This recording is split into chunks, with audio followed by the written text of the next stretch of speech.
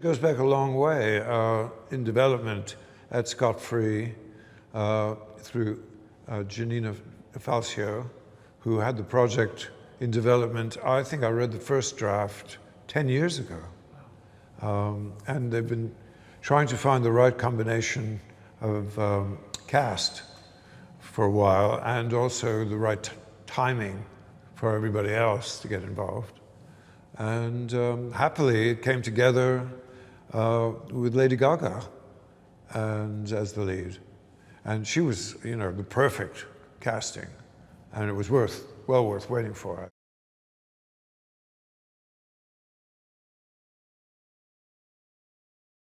It's very familiar territory for me, having grown up in New York and lived through the 70s there. The whole ambiance of fashion photography, merchandising, and you know, it's so much part of my New York experience in Manhattan, where I grew up. And so I was very familiar with fashion photography. I worked for a few fashion photographers in the 70s who were doing Harper and Vogue, Bazaar, kind of editorial for fashion.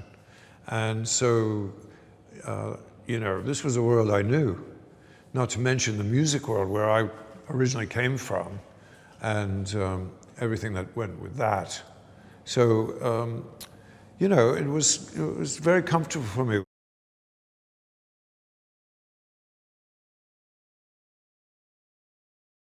We had the New York flagship store to recreate, which we did in Rome.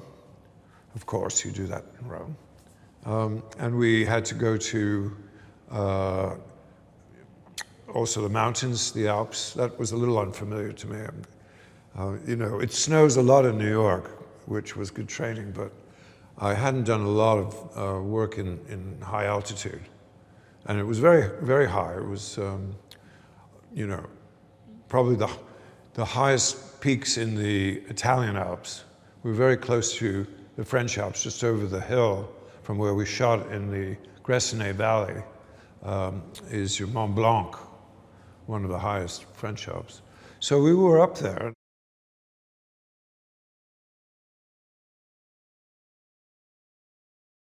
We had the evolution from 70s, 80s, and 90s fashion to deal with, and the actual product evolution of Gucci style. And also we did some other fashion shows of other designers to set some of the scenes and the ambience of the world that Maurizio finds himself in. And he's a novice, really, to the world of high fashion at that time. So we did a lot of research. We looked at a lot of magazine still photography to see the style of lighting, and also a lot of video footage of actual fashion shows of the period. Because, you know, they had a particular style of, the lighting equipment was different, the presentation style was different, the music was different. And it evolved it evolves as we go through the film.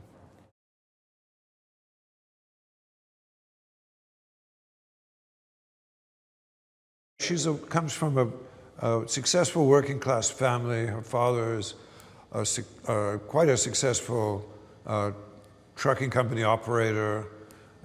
There could be some, you know, suggestion, not that we know for sure, of, you know, some kind of outside influences of a darker shade. But he has money, not a lot of taste, but a lot of money. So she's spoiled rotten. He's spoiling her. You can see that in the wedding scene. I mean, it's no expense spared for, you know, his darling daughter, but she's not satisfied on that level. She has ambitions to rise socially. She wants more. I think she's the engine of the story, that desire to rise socially and also, dragging Maurizio along with her initially. He's completely indifferent, but gets with the program. And she's the power behind, the man. She's kind of a Lady Macbeth in a way. And, he becomes really the destroyer of the dynasty, and destroys himself in the process. So it's really Shakespearean and operatic, isn't it?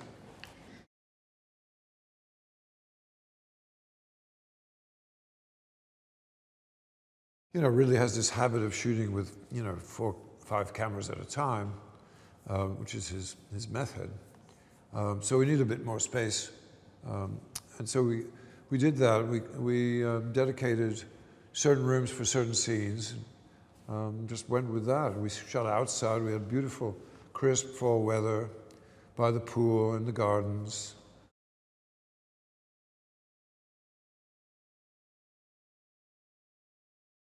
The reflection of the real Gucci wealth, which we tried to show with Rodolfo, the Jeremy Irons character, the elder brother, and also with Aldo's lifestyle in New York through his offices and the scenes we shot of him in his villa on Lake Como, which was extraordinary. We found this villa right on the lake, beautiful kind of Renaissance Palladian style with beautiful antique furnishings inside. I mean, it's just to drop dead and die and go to heaven for. And that was the level, the higher echelon level that Ridley wanted to show.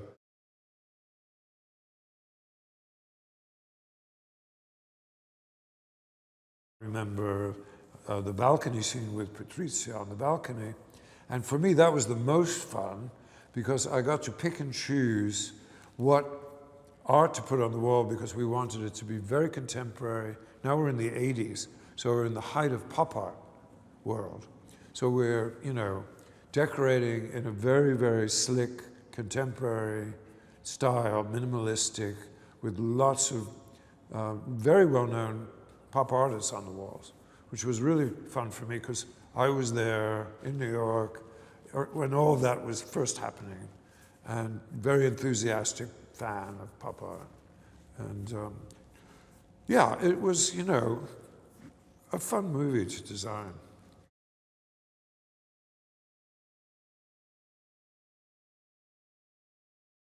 We had the corporate Gucci helping us to some degree in that they let us film in the Rome flagship Gucci store on Via Condotti, where we shot interior and exterior there, which was fantastic fun. But we created Via Condotti, which is in Rome, as the street that it would have been on in Milan, which is Via Monte Napoleone, which is the kind of mecca of high fashion in Italy, and where the events actually took place.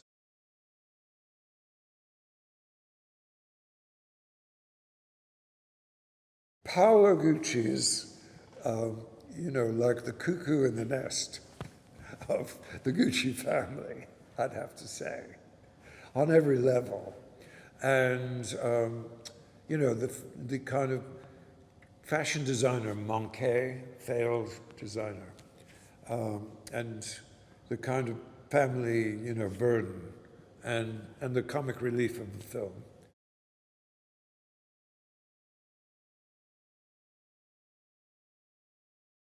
Congratulations to Janci on what she pulled together over the whole arc of the movie, the whole panorama of fashion that evolves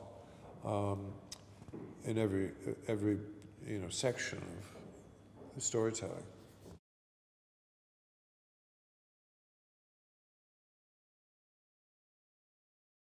House of Gucci is the 15th film I've done with Ridley, so I guess we have a way of working together that seems to satisfy him and everyone else.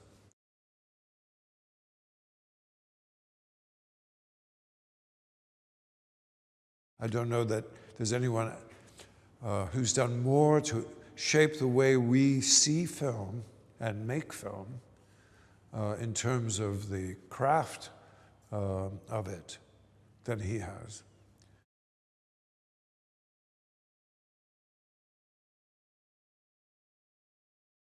It's really a lot of fun.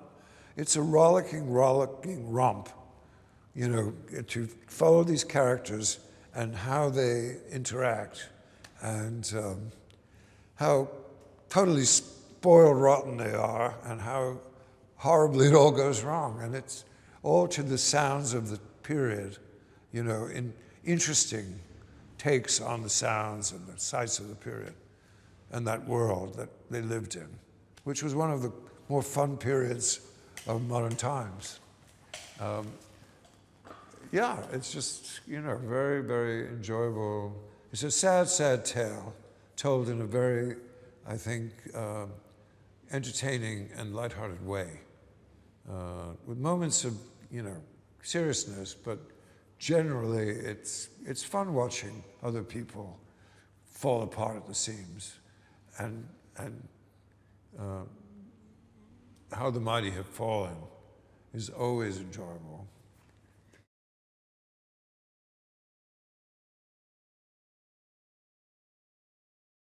Say it's a cautionary tale about, you know, greed and being satisfied with your own lot in life and enjoying it for what it is and taking simple pleasures from life that, you know, all the money in the world doesn't necessarily, it's the old cliche, lead to happiness.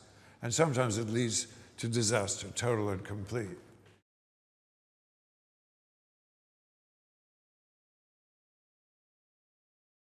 You'd have to say that a lot of the success of the production design as it appears on the screen to the people who worked with me in my department and, you know, the team that I had in the arts department and set decorating department, prop making department, all Italian,